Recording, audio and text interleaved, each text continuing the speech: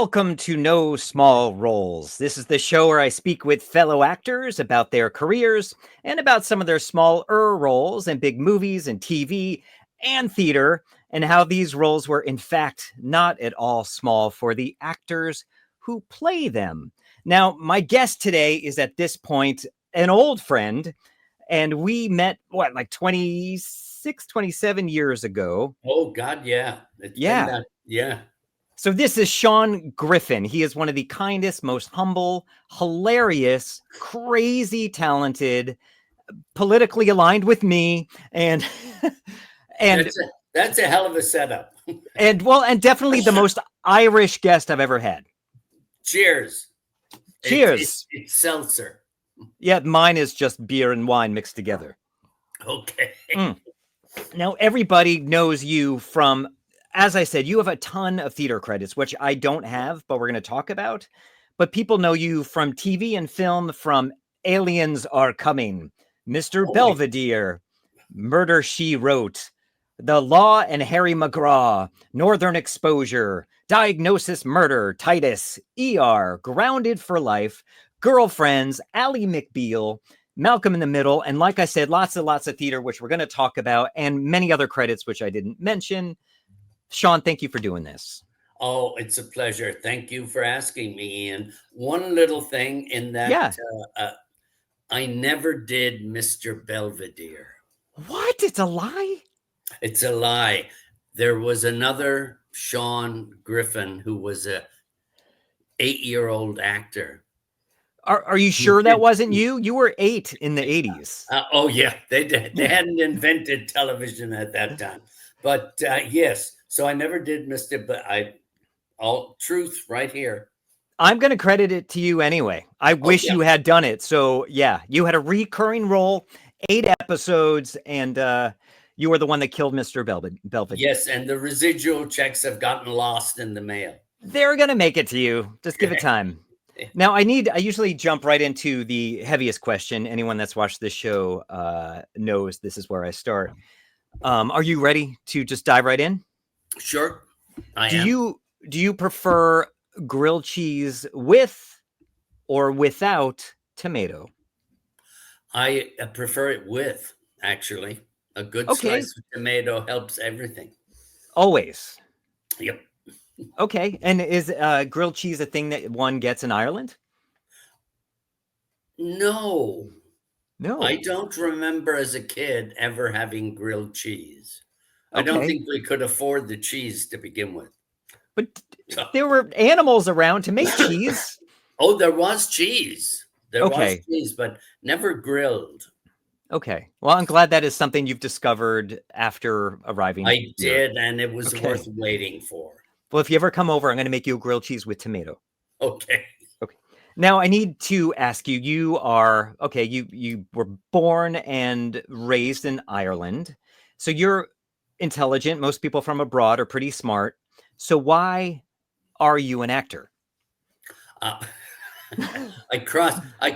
Crossing the ocean changed everything for me. It was the worst crossing they said in 20 years.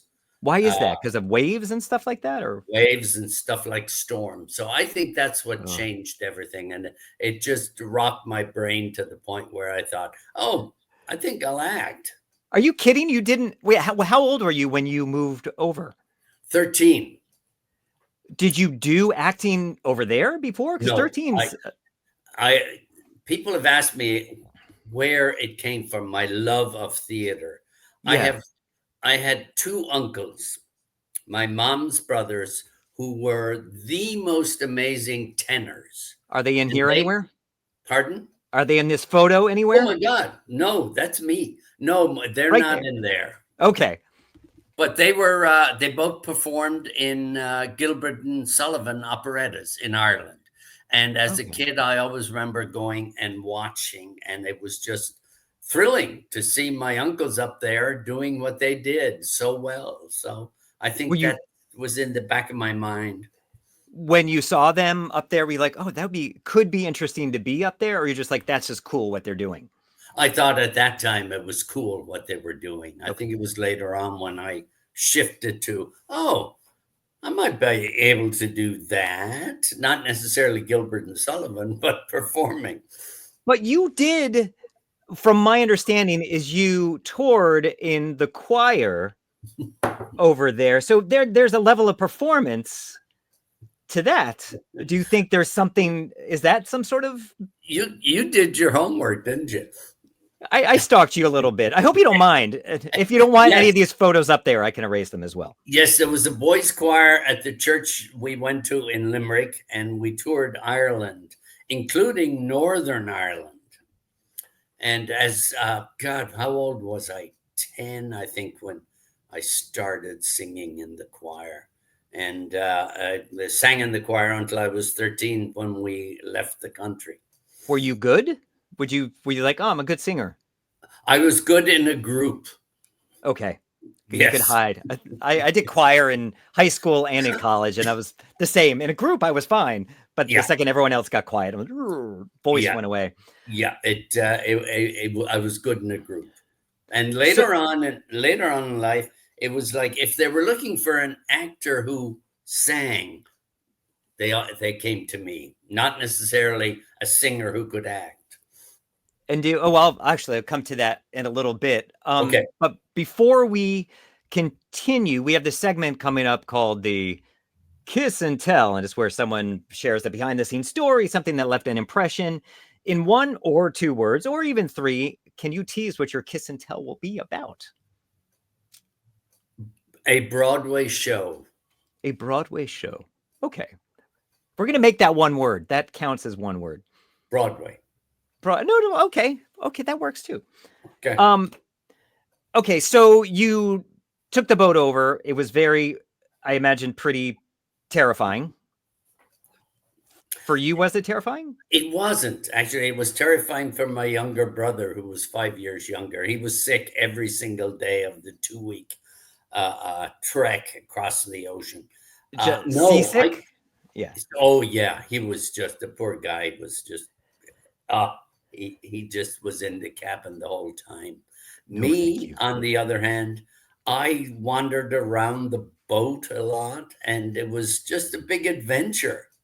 And I had a great time discovering, because of my age, I think the crew took us in and just kind of showed us places that the regular passengers didn't see. Why did you move to the States for a what you thought would be a better life, or what was the reasoning behind the big move? Because that sounds huge and maybe kind of exciting at the same time. I have 3 older sisters, all of whom immigrated before the rest of the family did. One sister became a nun at the age of 15. Oh my God. And the other 2 became governesses for a very rich family who had 8 children and needed some help. And after a few years, my mom and dad decided to get the family back together, and that's the reason my mom and dad and my brother and I finally immigrated in 1956. Wow. And that must have been difficult not having your sisters. I mean, because I assume they came over for opportunity and potentially to make some money. Was that difficult to have them move away, or is that just sort of the way it was? No, there was more room in the house. Okay, it was better. You got a better room. And we did miss them, of course, but not that much. They were older. All right. And this is you probably around that time. That cute kid. And there he is too. Oh, yeah. First communion, probably. Now, I've seen you post about a person in this next photo. And from what I understand, this person was your hero. Who was this person to you? Oh, my God. My dad. My dad was an amazing man. He was always there for us. He was always supportive of everything that we did. And when I chose to take up the career of acting, he was just totally there behind it. He just said, if you're going to do it well, work hard, and don't slough off. It appears So that's what you have done, is you've worked hard and you've been doing it ever since. I hope so. And that And was I hope he was proud of me, and everybody else in the family was proud, but he was a giant. He was a rock. did how much of your career was he around? Did he until you got older? In college, he saw everything I did, and he and my mom were able to come to New York for my first Broadway show. And what was So that? that it was called The National Health The with National Health. Ritamoreno. Oh, I believe. Hold on a second. I have it somewhere. Is this it? Nope, Oh that's not it. no, that's not it. I do have it though. Wait, is this it? That's it. Yes, it is. What was this show? Tell me about it. So it was on Broadway. It was an English play that took place in a hospital, and on the side, the patients were watching a soap opera on TV. Okay. And Rita and I were the main characters in the soap opera that the patients were watching. And what year? So at this point, she's pretty big already, right? Yeah, it was 1975. Oh my So gosh. she had already done, West Side Story and a lot of other stuff. What was that to you? Because maybe you don't get starstruck or anything, but that must have been pretty exciting for you. We did the play first at the Long Wharf Theater in New Haven, Okay. and then brought it into New York. I live near there. Yes, you do.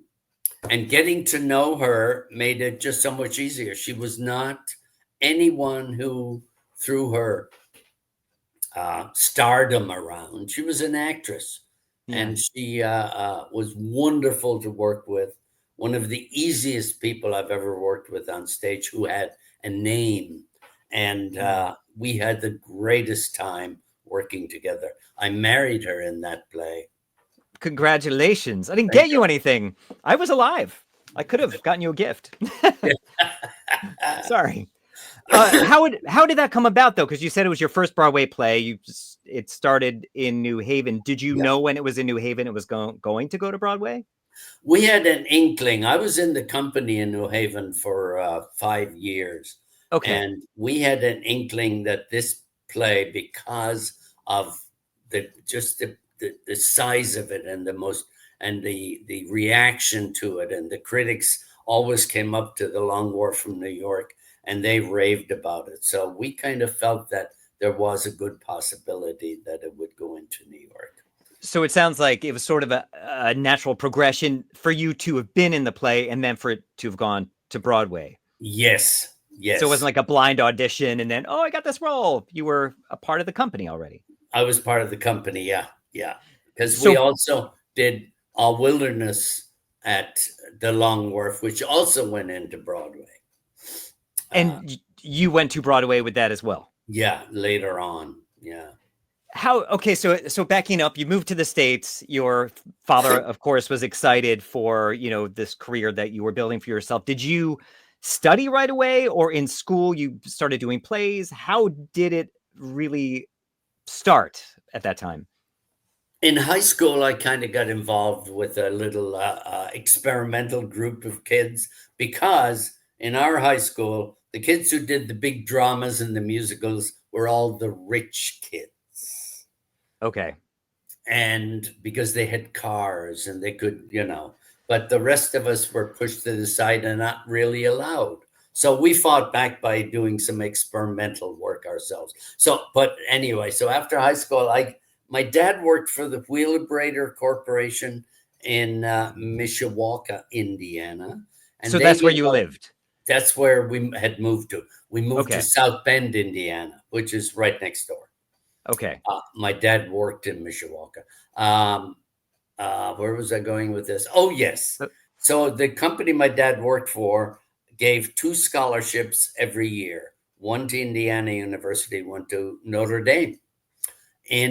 Notre Dame was in business. Indiana University was in engineering. Well, God knows. I was nowhere near that scholarship. But I got the business scholarship to the University of Notre Dame in marketing and advertising. During that time, I got involved in the theater at Notre Dame. Okay. Because it was something that I had really started to want to do. And so I worked 2 years in the theater at Notre Dame and then walked away from that. It's a long story. Went across the street, across the highway to St. Mary's College, which was the women's college, and Okay. they needed male actors. And that's how it all started. And did you leave? Were you saying that you left behind the other college and did not pursue the marketing? Was it always just acting? Oh no, I finished. I kept the scholarship for 4 years Okay. and got a degree in marketing and advertising. Did you use that at all? Did you do marketing and advertising? Only in my career. As an actor, Myself. which we Yeah. need to do. Yes. It doesn't always work, but Yes. it seems to have worked for you. But it helped. It helped. But did you find the opportunities started to roll in after you had, gone over to St. Mary's and kind of, said, "Hey, I'm the guy. Use me for these." There was a story. I left Notre Dame because of the priest who was in charge of the theater department at Notre Dame. Didn't like him much. Didn't get along with him much. And but like I said, that's another story. What was his name? Asshole. He was an asshole. That's what it sounds like. Yeah. And so I went across the street to St. Mary's, and the head of that department was Dennis Hayes, fantastic director and a wonderful man. And I said, I went over, met with him and said, I'd love to audition for any plays that are coming up here. And he said, I just got a call from your friend, Father Hoo-Ha, over at Notre Dame, who said you were nothing but trouble. Oh, that's nice. And I said, oh, okay. What did you talk about? And he said, well, I told him that there was nothing I liked better than an actor who was trouble. And I hung up the phone. So I spent the last 2 years in the theater department at St. Mary's just working. And that changed the whole trajectory of my future life in the theater. It's so nice that he stood up for you. And what a jerk for the other guy to call over there. Oh, he was an asshole. Oh my God. Oh, I'm sorry. Can we say of course. I encourage it. Okay. So I was very lucky in that the last year in college, I did a play at St. Mary's College called Royal Gambit, which was the story of Henry VIII and his wives. And there was a national theater conference there, and I got a bunch of offers to go to grad school because they saw me in this play to theater grad school. I picked the University of Kansas. Okay. And because they had a company and they offered to pay me to go to grad school. So I did. Wow. And that was, I had a great time there. So people, they saw something in you. And obviously it was a place that you felt very comfortable. I hope so. And I was just, because I wasn't quite sure I was ready to go to New York, which is what I wanted. But I thought maybe a little more work. And also, I didn't want to go to New York without a union card.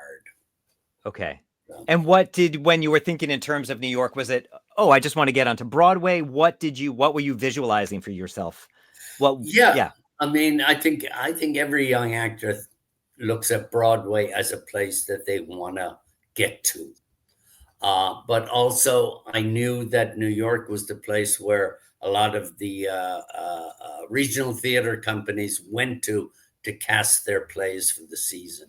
So that was secondary, but just as important. And from when I got out of the University of Kansas, I went to, of all places, Oklahoma City, because I got an offer there from a theater to spend the entire season and play. I think I was in 5 of the 7 shows. And luckily enough, I got my equity card in Oklahoma City at the Mummers Theater.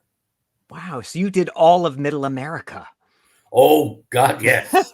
And Oklahoma City, that was 1968, was not exactly a place you wanted to be if you had long hair and you were an actor. I could Oh, imagine. it was, yes, it was, not You a were lot happy of to get out of there. I was happy to get out of there, but I was happy to get out of there with an equity card, a union card, and So some roles under my belt. I'm going to show you some photos, and if you have a few words to say or anything about each one, and these are from theater productions. Okay. Here's one. Oh, Marat Saad. Great production. Was that in New York? That was at the University of Kansas, actually, in the Okay. company at the University of Kansas. So you're a baby in that role. You're I was still a very young. baby. Yes. Oh, how about this one? The Birthday Party, Pinter. And is this in New York as well? It Or was is that in not as well? It was at a regional theater in Huntington, Long Island. I hope you don't mind. I grab these photos from you because they're so great. Do you mind that I'm sharing these? I don't at all. I'm totally shocked and Okay. surprised, but in a good way. I'm so impressed because I grew up in a theater family, but I've not been drawn to the stage. It's just not a place that, I don't know. I grew up around it. It's not for me, I think. I don't like that many Oh, you eyeballs can on do me. it. There's a lot of eyeballs. Jump in. Yeah, I don't know. Maybe someday. I've done a little when I was young. Okay, how about this one? And that's Colleen Dewhurst, correct? Yes, that's Colleen Dewhurst and David Michael Getz and Sean Griffin right there. I know that guy. In The Queen and the Rebels on Broadway.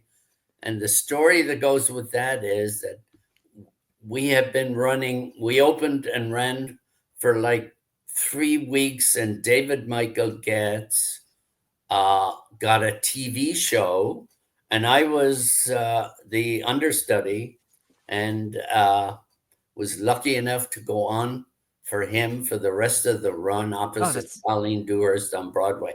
It was like, I don't know. It was just a dream come true.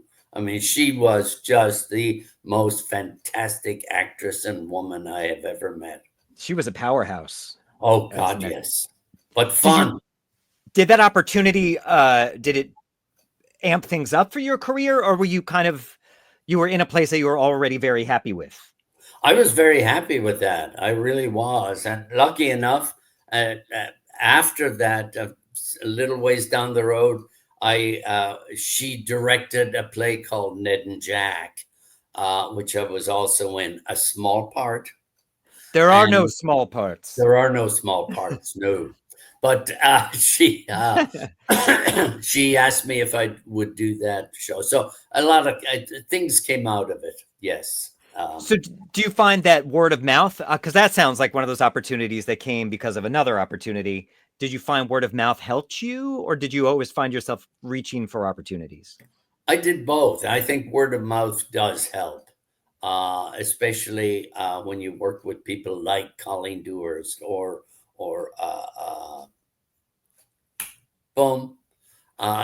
Ritamoreno and people like that. Word of mouth does work. People do ask around. It's a small business. It's a small community, even though it's spread out over the country. It's a small community, and reputation is important. And if you're an asshole, people will learn that you're an asshole. And I can assure everyone that you are not. You are sincerely one of the nicest people I've met. And we haven't spent that much time together, so I don't want to fool people. But anytime I've seen you, you're such good humor. And the way I see you online, you're funny and so humble, always very generous with your words to other Thank you, Ian. People. But I've also been an asshole every now and then. So I haven't witnessed it. Got to mix that in. Okay. Ooh, that makes it a little spicy, but it's better to use that on the stage. Yes, that is true. Did this help you? Oh, hello. Yeah. That was my first when I went to New York, these were all roles that I played at the Mummers Theater. And so that was my first headshot when I moved to New York. So this is your marketing and all that coming into play. Yes, I thought I'd give them different looks. And that's the way it was. I saw in this post where you put that's what people expected of you, a card like that with all the different looks and different. Yes. Yeah. So that did get me some auditions. I will say that. I also saw from you get, I think like me, you get the judges in TV and stuff. You get the judges and the doctors. Yes. That's what I am seen as all the time, Yes. which I don't mind. I'm happy they want me for something. Hey, it's work.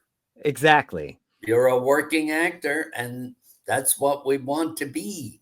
Exactly. Yeah. No, I'm not complaining. I want to be someone crazy though. You Someone will be. You got time. You're young. I don't know. I'm not so young. You have a big future ahead of you, Ian. I'll take your word for it. Tell Capucine. Okay. What is this? Guy Boyd, Milo O'Shea, and myself. And in around 1975, I auditioned for PBS show called The Best of Families. And Pauline Flanagan was in it, a fantastic actress, and Suzanne Leder, who was one. I mean, Maliki McCourt was in it. Oh, I mean, I could go if I was good at names. I'm the worst. I am the worst.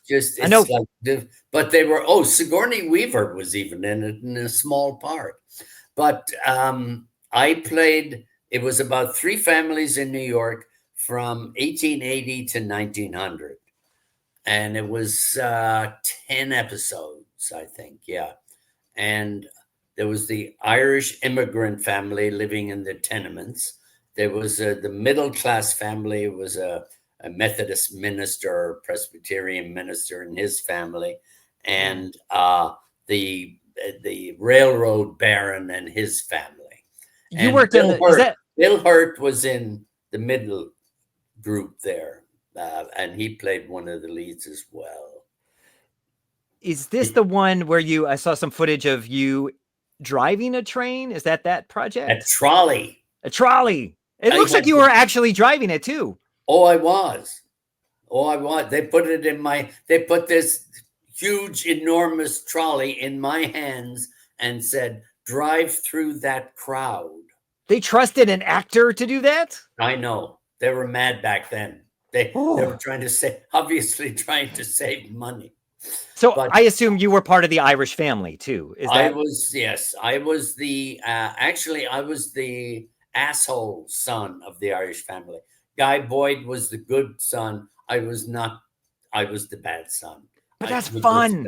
Which was a lot more fun to play. He was really a conniving son of a bitch, but in a good way. He had his reasons, I'm sure. Yes, John Patrick Rafferty was his name. I'll look him. I'm not quite sure who that is. Did you, when you moved to the States, you must have had an Irish accent to some degree. Yes. Yeah. I've never noticed it before, but I think very faintly now I do. It's still in there. Oh, it comes out, especially at night. Okay. I'll ask Bernie about that. But it was like now all these Irish actors are working all over the place. When I first started, and I still had the brogue and had to work on it, just to not. They weren't hiring Irish actors back then. They do now. We can do American, accents, but back then I was a little too Irish for some things. So it did work at times against you.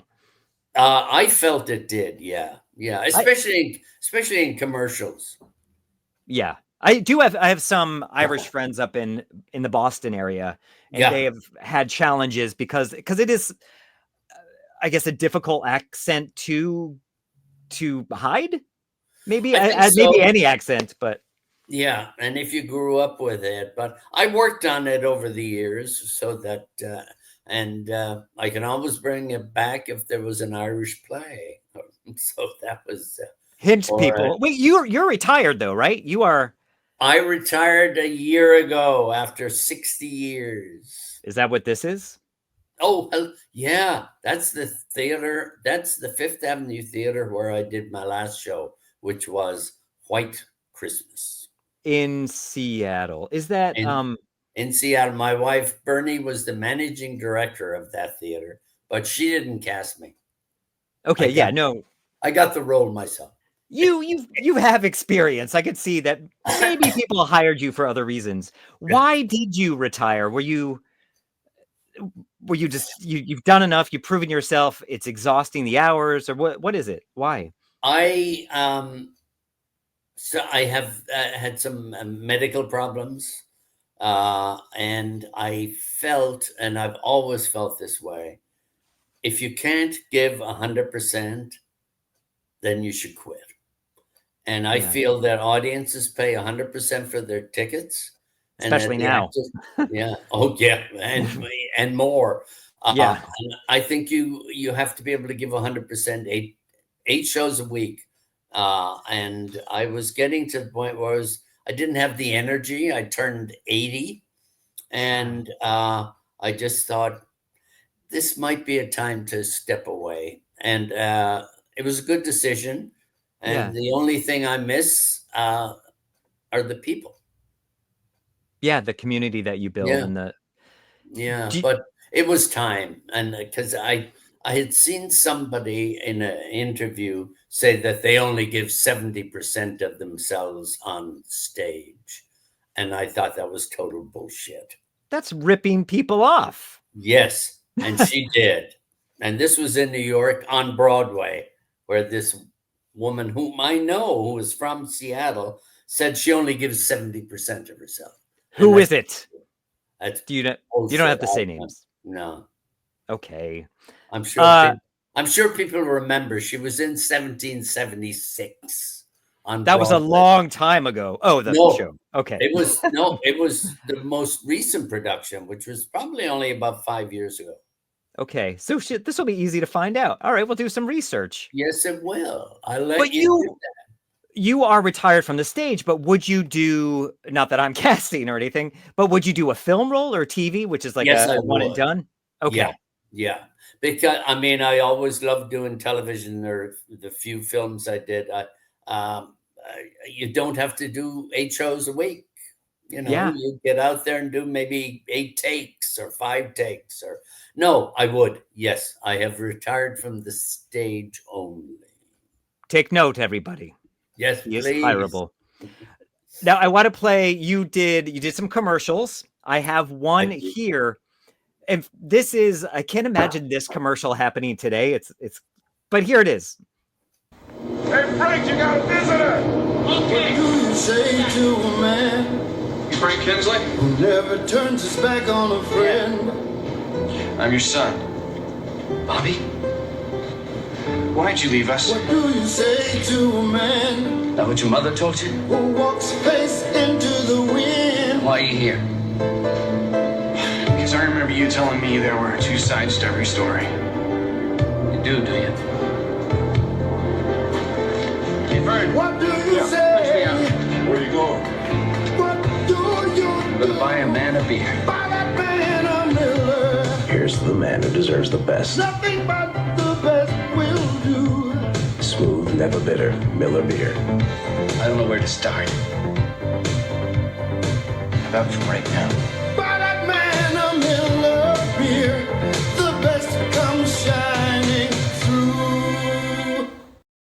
Now you're great in that, but what a weird commercial! My question: what the hell were they thinking? Did that sell beer? But you're estranged. It's so bizarre. I don't know what it sold, but I made some good money on it because they changed some of the dialogue a couple of times, so we had to go back in and shoot some other stuff. Yeah. Great. Okay. It was lucrative, but weird. So weird. Yeah. It's like they're trying to tell a movie, but you need a little bit more. You're like, oh, my son showed up out of nowhere. Let's get a beer. I forgive you. Yay. Yes. So Well, weird. 60 seconds is all you got. You were great though. Yeah, I love doing those. I saw the history.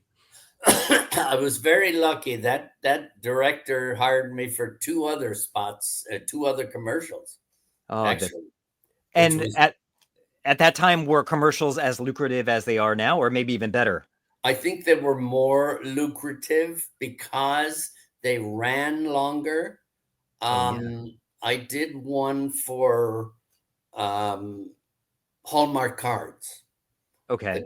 The cop and the waitress in Hallmark car commercial, which ran for over 12 years. Oh my gosh. But only around Valentine's Day. It was a Valentine commercial. And every Valentine's Day for over 12 years it ran. Anybody home? Morning, John. Happy Valentine's Day. Valentine's, that's for kids. Yeah, when I was young, I got lots of Valentines. Really? Had boys lined up at my door. Guess the rain's keeping them all away, huh? Guess so. Gotta go. See ya. No matter what you want to say, Hallmark has a card that says it just right. Every once in a while, even good friends need to hear how special they are. It's nice to know there's a cop around when you need one. My agent negotiated every year, which was wonderful. That's great. And then I had a United Airlines spot in which I didn't speak one word, which ran for, again, about 10 years. Oh my gosh. After every NFL football game. And that helped me pay for my daughter's college education. I have to book one of those. I need to book one of those now. There you go. You need a commercial. You need a commercial agent, and I have, and still have one of the best in New York. That's great. Do you still? Tracy Goldblum is her name. Tracy Goldblum. I'm gonna look her up. Tracy And she Goldblum. she is the only commercial agent I have ever had, and it started in the early 80s. Did you find, was it a natural progression to go into commercials, like from, oops, lost my AirPod, but was it a natural progression to go from the theater into commercials and TV and film? Or Actually, did you have to... it was a friend of mine, actor, Armin Shimmerman, who was in a lot of those Star Trek stuff, said to me one day, he said, "Why don't you go out for commercials?" And I said, "I don't know anything about commercials." He said, "You should go out for commercials." And he told me one thing that I always stuck with me. He said, "A commercial is just like a play. It has a beginning, a middle, and an end. And that's all you have to remember. And just be yourself." And thank you, Armin. Yeah, thank you, Armin. No, those are good notes. So did you find that this one had a beginning, middle, and an end? One thing we never discount is quality, because at Meineke, nothing is unimportant. Is that one of those that ran forever and ever? That ran, I did, I think, about 10 of those. Some longer than others. So you were like the Meineke guy? I was the Meineke guy until George Foreman took over. That bastard. Well, didn't he have enough money? No. And now he's gone. That's because he took that job from you. No, rest in That's peace, right. George Foreman. And I think Meineke may still be out there somewhere. I'm sure I saw all of these commercials. I just don't remember, but it's so awesome that you did those. Now I have a couple of TV clips, and I don't mean to just harp on your clips, but it's interesting for me to talk to you about them. Oh. I have one from... I punched the card at 6:53 p.m. With everybody traveling, sometimes we rent by the hour. Yes. Well, she paid in advance, cash. That guy's great on you. I have not seen that since I did it. That's I do still get residuals for like 5 cents every now and then. That's still something. I did things like a couple of years ago. I just get 5 cents for, so that's good. Yeah. And that was like 1987 or something like that. Oh God, no. Maybe. I think on IMDb, I think it said like 87. Maybe it's a little earlier, I somewhere in think that it's a zone. little earlier because I was in LA in the late 70s, the late 80s, and the late 90s. So it was either the late 70s or the late 80s. So not sure. It seems that theater, though, is your love. It doesn't necessarily seem that film and TV is your love, or am I correct? Or you do acting is acting? I would have done more television if I had been cast. I auditioned for a lot of stuff. I auditioned for one of the leads in Dallas. Oh, that Ken Kercheval got the part. He was like the brother of, and it was a regular role. And they auditioned it. It came down to he and I. Oh, he got it after about 5 callbacks we had. Oh my gosh! And but he's dead now. He and George Foreman. I probably would have been too if I had gotten that part. Well, I'm glad you didn't. Yeah, but too, but it sounds like you moved around a lot too. So I wonder if the local hire thing had something to do with it, or maybe that didn't even matter. Theater-wise? Oh no, as far as the TV, as like, you know, obviously you had those. Yeah, I was living in LA during all of those, or I was in New York for the Best of Families, the PBS series. But for all the other stuff, I was living in LA. Yeah. If you had theater in one hand and you have film, TV, and commercials in the other, and you have to let one fall over the cliff, which one do you bring to safety? Theater. You're going to save theater. I think so. Okay. I do. All right. That's. I mean, I love doing it all, wherever and anything. But theater, because of there's certain roles you'll never get in television or film because of who you are, or you're not, whatever. Sure. Not that you couldn't play them, but there's a lot more goes into the casting, I think, of television shows or films or whatever. And so, no, theater would be my choice. Is it because, and also in addition, is it because the theater is more of the actor's medium? Because once you're on that stage, once they say, okay, curtains up, it's all on you. It's not, they don't cut. It's not the director saying, here, go over there or whatever. I think so. It's harder. And, but then, that's stupid. It's not harder. Everything is hard. Acting wise, everything is hard. And fun. Say again? And fun. I mean, and fun. Yeah. And fun. I think I had more fun doing theater than television or film.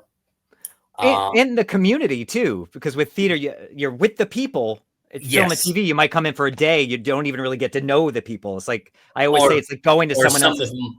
Or some of them won't even talk to you. Exactly. It's like going to someone else's Thanksgiving dinner. It's like, hi, you're all family. I'll take this chair. It's always a little strange. It's true. I mean, there have been people, it's like, excuse me, you're only an actor. I'm an actor. You want to say hello? Exactly. Even if I've worked in scenes a couple of times where I have a scene with someone who's a series regular and they won't even introduce themselves before they say action. I'm like, I know, it's weird. Break the ice. It's like, hello, you just happen to be luckier than me. Exactly. And you should, but then you do find others who are, big names and stuff like that, who are just wonderful. I would say for the most part, that's how people are and should be. I think so. I do. I've met a few who kind of go, and that's fine. That's the way you want to be. I don't have to be that way, That's on them. Let me find the crafts table. Yeah. They could join George Foreman. Sorry. I'm sure he's a nice guy. How is Dr. Frost? Last week I gave him IV Solumedro and put him on high-dose steroids for his arthritis. Last week? Yeah, this is his second time here. He has diabetes. Steroids put him in the ICU last year with DKA. I didn't know that. Well, which is why you should have contacted his primary physician. I was going to... What's his sugar? 348. Oh, great work, doctor. You're destroying his vision, his kidneys, his circulation. Now that I know about his diabetes, I'm checking for end organ damage. I've been treating Bishop Stewart for 15 years. He doesn't need another physician. Well, maybe you should tell him that because he came to me. Underneath that robe, he's just a man like everyone else. A man facing death. And right now, he's drug-seeking. You're so good. Drug-seeking.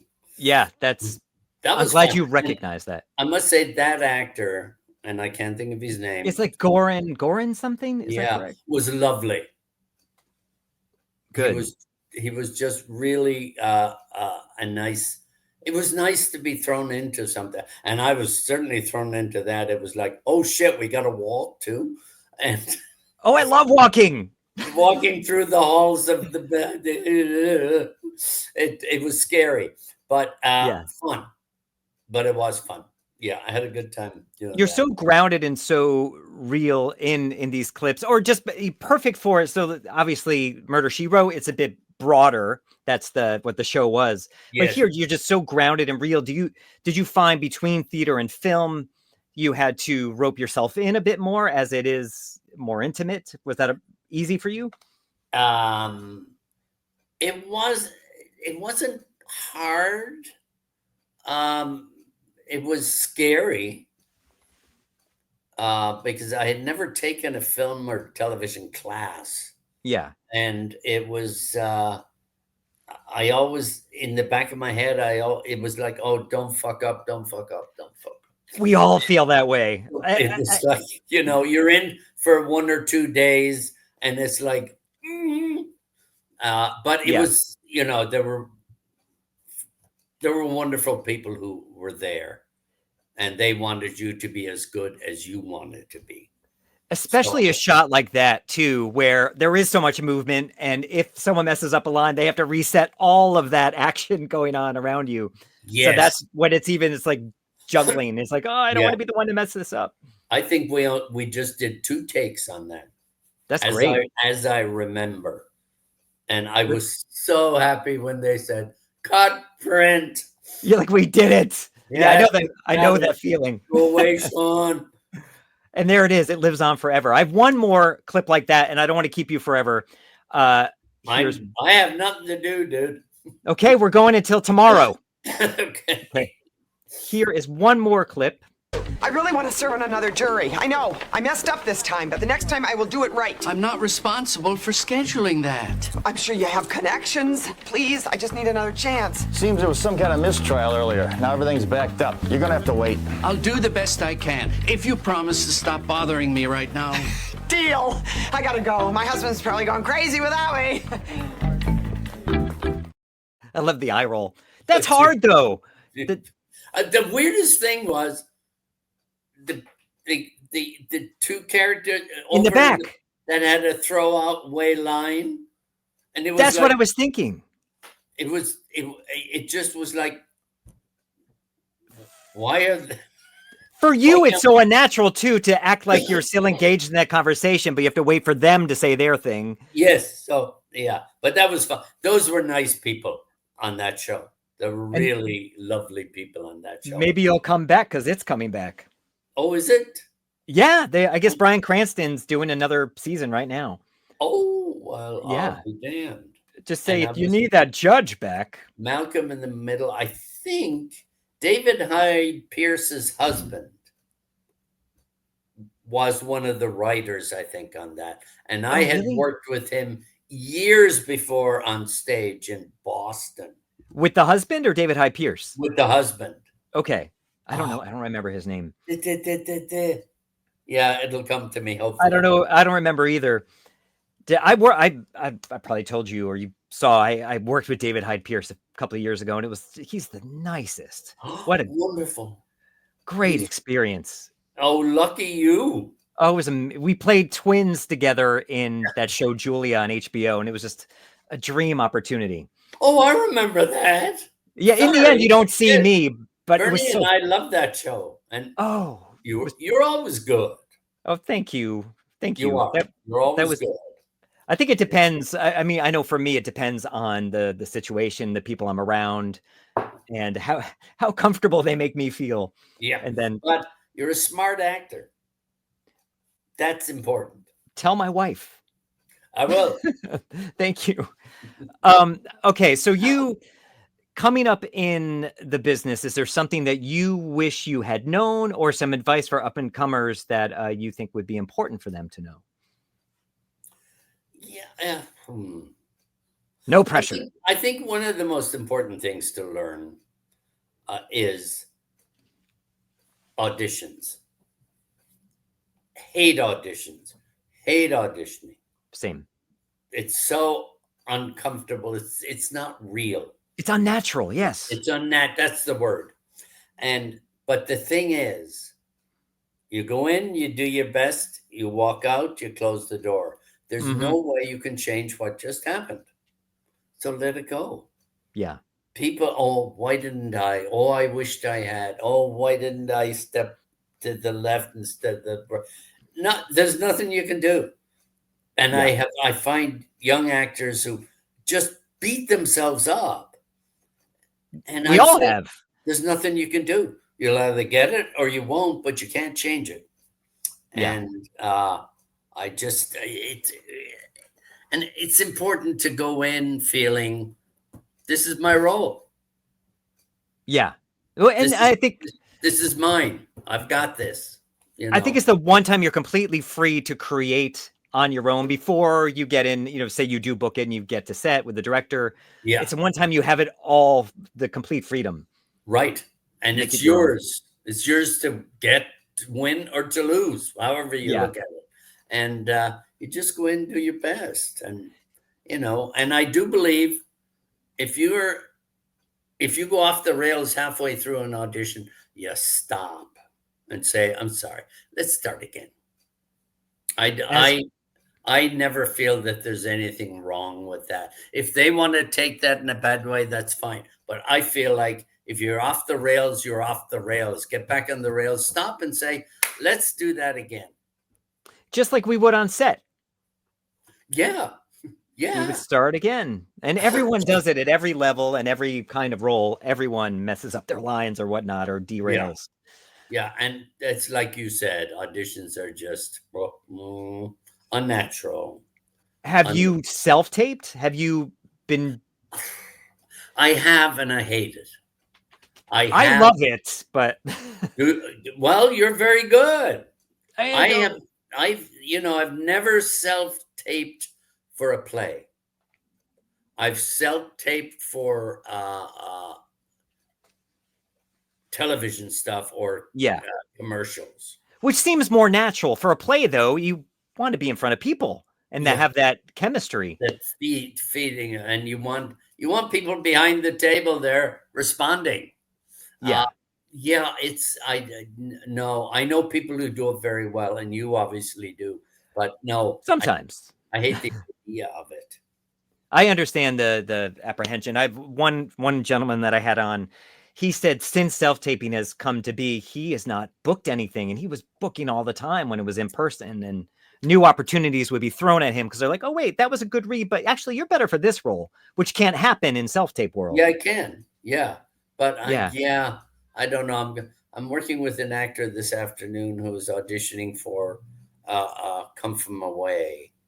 They're doing a new version here at the Seattle Rep where all of the actors play instruments. I know it's been done in other things, but and he has to self-tape. He's in town. The Seattle Rep is just down the street, and they want him to self-tape. It's like, what the? Why don't you have him into the rehearsal hall like everybody else? That it's stupid. That's what it is. I don't know if it's a financial thing or what, but I think it's stupid, and especially if you have to play an instrument in front. So. I wonder if it's like a time crunch thing. Maybe they feel they can see more actors without all the the small talk. As somebody said to me a few weeks ago, I just sent in a self-tape. They found out that there were 250 self-tapes for that role that had been sent in. Now you can't tell me somebody is going to sit down and watch all 250. No way. Or certainly not all the way through each one. Maybe 3 seconds. I don't like him. Bye. Maybe, yeah. Or if they cast somebody at the 15th take, and then they just say, "Okay, we got it. We don't need to see anybody else." Yeah, it just bothers me. I think it's one of the worst things that's happened to the industry. I don't see it changing either. I mean, so at this point, any booking is a total miracle considering the amount of people they are seeing. Yeah, at this point, and that there's so few opportunities right now. That's for sure. Before you hop onto stage or onto a sound stage, do you have any hocus pocus, anything you need to do to get yourself in the zone before you hop on and do a scene? I've been asked that before, and I've never been able to really give an answer that will satisfy someone because, and this is just me, I go someplace else. Yeah. I've always been able to just go someplace. I'll tell you, I played opposite Colleendewhurst on Broadway. Mm-hmm. And there's only one night that something happened on stage that I remember. Interesting. So I have no recollection of that run working opposite this fantastic woman. But I cannot remember my performance. I go someplace where I am just, I know it sounds hocus pocus. Yeah. Where I'm just gone and into that moment. Yeah, that's what I was wondering. Is it because you are just completely in that character? I think so. I think so. Because that's the only way I can explain it. I just go someplace. So essentially just lose yourself in your work and in your role, and that's your hocus pocus. Yeah. And if there is any hocus pocus involved, my parents are always with me. Yeah. That's lovely. Always have been. Yeah. Your dad sounded like the most amazing guy. Yeah. And you were up to his knee in this photo. I know. Was he crazy tall, or were you just really little at that time? That was not our car. So okay. Nice car. Oh yeah. So I want to bring it back to the kiss and tell where your word was Broadway. What is your kiss and tell? It was the National Health. I have two. Can I do two? Yeah, please. I would love it. Yeah. No, the first one was the National Health with ritamoreno. And at the end of our scene like that, we walked towards each other at the end of the scene, and the lights came down. And that was it. On her final night in the show, she left a little early. Yeah. She had spoken with the wonderful, great stage manager that we had. And on the final night, we looked at each other. We started coming towards each other slowly. And the lights were supposed to dim at that point, and they didn't. And she just had this lovely smile on her face and kicked off her shoes and came towards me. And I thought, God damn it, Rita, you're pulling something here. So I unbuckled my belt and dropped my pants. What? And wow, the stage manager still didn't take the lights down. Oh my gosh. So we had to come together. We ended up rolling on the floor, and it was just the most wonderful moment. It was all so real that and then finally the stage manager, she brought the lights down. But that was a kind of kiss and tell moment. That's and I've amazing. told that A few months ago, I was in touch with Rita, and I told her that story, and she just roared. She said I had forgotten all about that. But how's she doing? Is she? She's she seems doing amazing. great. She just got her honorary doctorate from Harvard. She's 92, I think. Just before they close. Well, yeah. But maybe she'll keep it open. But Okay, yeah, she's doing so. great. She lives in the Bay Area, and she is great. amazing. Yeah, she is amazing. She's just amazing. The other moment, was opposite Colleen Dewhurst, who was just the most fantastic actor. And it was a surprise. In The Queen and the Rebels, there is a moment where I light her cigarette on stage. Mm-hmm. And I have a lighter. It doesn't work. I keep flicking. It doesn't work. I do have backup matches in my pocket. The problem is they had gotten damp. Oh. I bought the match. I couldn't light her cigarette, and she she just started to go. And she was she had the most fantastic laugh. Just this huge, from the bottom of her stomach, the bowels that came up. She had the most wonderful laugh, and it started to come and come. And I went. I couldn't hold it any longer. So we both totally broke up in the middle of The Queen and the Oh my! Did you incorporate it back into the characters, or was it just clear you both broke? It was just clear that we both just totally broke up. Because then I had to go to another actor on stage who had matches, and he came back, and you got back in. Oh, and then you don't remember the rest of the show because you were in it. No, don't remember. But that moment I always remember. Other great moments on stage with her, I don't remember. But that sounds like a moment of true connection, though. You really shared something right there beyond just the acting. I hope that's a kind of a kiss and tell. No, both of them are perfect and joyful kiss and tells. Yes. I was going to ask you before I let you go a cherished moment, though it seems like you've done that. Is there at this point, do you have a dream opportunity or dream role that you would want to do, or you've been there, you've done that? I think in some ways I've been there and done that. Are you talking about stage? Stage or film or TV, whatever. If there's something you're like, I wish, I would love to work with this person or do this, play this character, anything. I'd like to work with you. I would love that. Okay. What a good answer. I've never gotten that one. No, I would love that. That'd be a dream. I think we should both work towards getting that done. Okay. Yeah. You talk to your people, I'll talk to mine. Write down Tracy Goldblum. I did. I actually wrote it down already. No, Good. Since the 80s, you said she's been around, and she's wonderful. I think she's the best in New York in regards to commercials.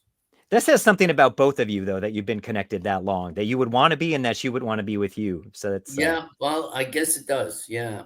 I've been lucky that way. Is there a role in I would love to do some more television film. I didn't do a lot of film. A lot of the films that I did went direct to video. And stage wise, I've done roles that I've wanted to do, and I have no regrets of the ones that I didn't do. I was lucky enough to work with great actors and great directors. Mad, crazy directors. But, hello, Christmas Carol. Yeah, right? I did that for like 10 years here in Seattle. What a great role that is. I bet that's fun. You got to do it at some point. You got to move on from Cratchit. You're getting to Scrooge. I would like that. Yeah, because I'm always Cratchit in general, I did play Tiny Tim. That was a few years ago. Oh, you see? I got drafted by my mother to play Tiny Tim. There he is. I played opposite a tiny Tim who wanted his whole right side that he couldn't use. That he wanted his entire right side paralyzed. He acted as if it was? He wanted to. And I said to him, this kid? No. Oh, okay. You get the foot. That's all you get. Yeah. You That's get enough. the deformed foot. That's it. You don't At get that age? Yeah. It was like, Wow. But yeah, he was a nice kid. Oh no. Yes, he was a nice kid. Yes. There was I a was trying to hesitation remember there. because also some of our tiny Tims were little girls. So Okay. yeah. But Thank this you. has been fun. It's been so fun. Thank you so much for your time. Is there anything else you want to share before I let you go, or anything you want to promote, or just say everyone move to Seattle? And I think Seattle was a great place to move to, and I moved here because of Bernie. But I had worked. I was in the company for 4 years at the Seattle Rep, so I knew where I was coming back. Are you there to stay, you two? I mean, you love it there? Oh yeah, Or is it... we won't. Okay. Yeah, except January, February, March, when the sun doesn't come out, Bernie has to leave. Capucine's the same way. She's like, I need to go to a beach. There needs to be sun. Yes, that's Bernie, and she has planned the future already. Next January, February, March, she has already planned that she will be in the sun. Will you go with her?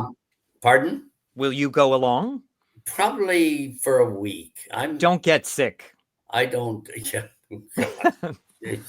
that's for sure. So where were we going with this? Bernie, sunlight, Seattle. Oh yeah. Or do you plan to stay there? Rolls, yeah. No, we're here. We're here. And there's no film or television here, and also there's no more union commercial. Oh, there's really not anywhere. So hard to come by. Yeah. Yeah. I think my sister-in-law books all of what's left of union jobs. Good for her. Yeah. But you're Vancouver, not far away. You can't unless you live there. Unless you are contracted from LA and they bring you up.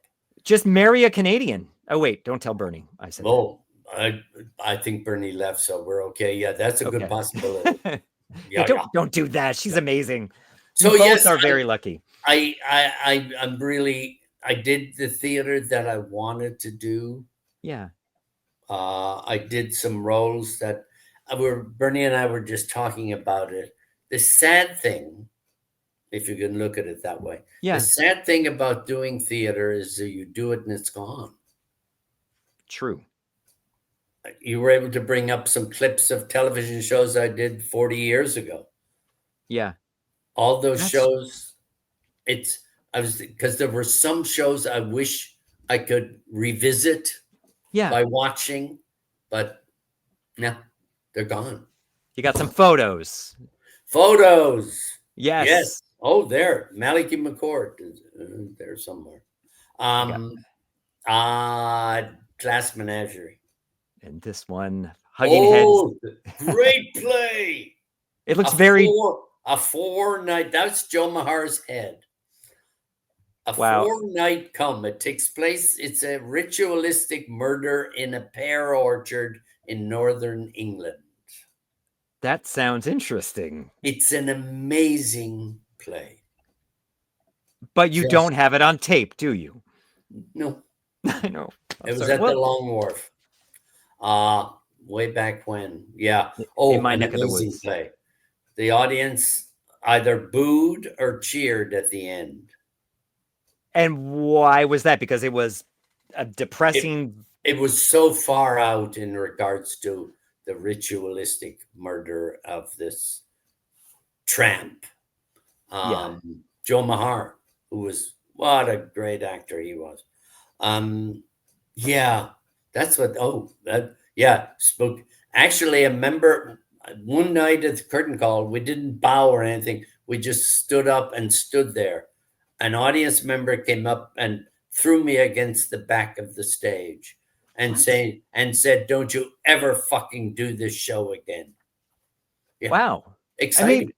I mean, I would say in a way that's a compliment that it made that sort of an impact. Yeah, wow. And Frank Converse, Frank's still around somewhere, great and wonderful actor, lovely guy. He picked the guy up and threw him back in the audience and said, "You belong there. Don't you ever come up here again." So it was that kind of play. Good for you. Nice to get those kind of reactions. I'm so thankful to you. Thank you so much for doing this. I hope we make it out. If I get to Seattle at some point, I'll come haunt you. I hope track you down. We may be making back there. We're thinking of a trip. We're trying to get trips in. Yeah. We're thinking of a trip for the fall foliage. We are near that. Let us know. We'll be in your part of the country because Bernie's on the board at the Algonquin Playhouse now. Oh, okay. Yeah. My mom lives up that way in New Hampshire. Yeah. So near there. But yeah, let us know if you're ever in New York or whatever. Hang around for 1 second. I'm going to play the exit theme song and then we'll officially say goodbye, but we'll say bye to everyone else now. Okay. Thank you so much, Sean, for your time. Everyone, please like, share, comment, and seek out Sean's amazing work and the photos of his theater work because you can't really watch that now. But thank you, Sean. Bye, everyone else. Thank you, and Ian. Our goodbye song.